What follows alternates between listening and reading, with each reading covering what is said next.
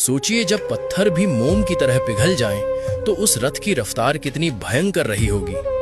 बिहार के राजगीर की कठोर चट्टानों पर आज भी बने ये गहरे निशान मानो जोर जोर से महाभारत की कहानी सुना रहे हैं।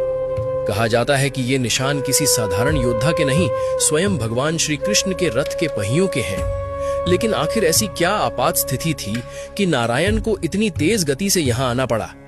इसका कारण था मगध का एक अत्यंत शक्तिशाली और निर्दयी राजा जरासंध। वो भगवान शिव का परम भक्त था और युद्ध में लगभग अजेय माना जाता था।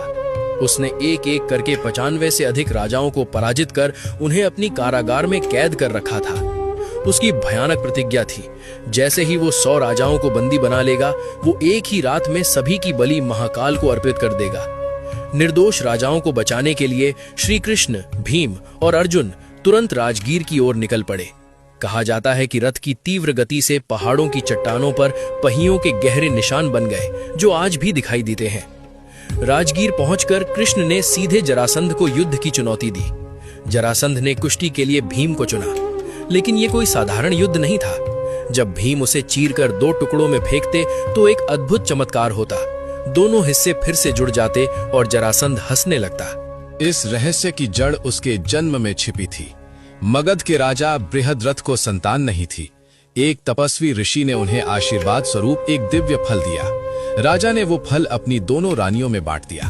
समय आने पर दोनों के गर्भ से शरीर के आधे आधे निर्जीव भाग जन्मे। डरकर राजा ने उन टुकड़ों को जंगल में फेंकवा दिया। वहीं जरा नाम की एक राक्षसी ने जब दोनों हिस्सों को जोड़ दिया तो एक जीवित बालक प्रकट हुआ। इसी कारण उसका नाम पड़ा जरासंध। यही कारण था कि युद्ध में वो बार बार जीवित हो जाता था। लगातार 13 दिनों तक भयंकर कुश्ती चलती रही।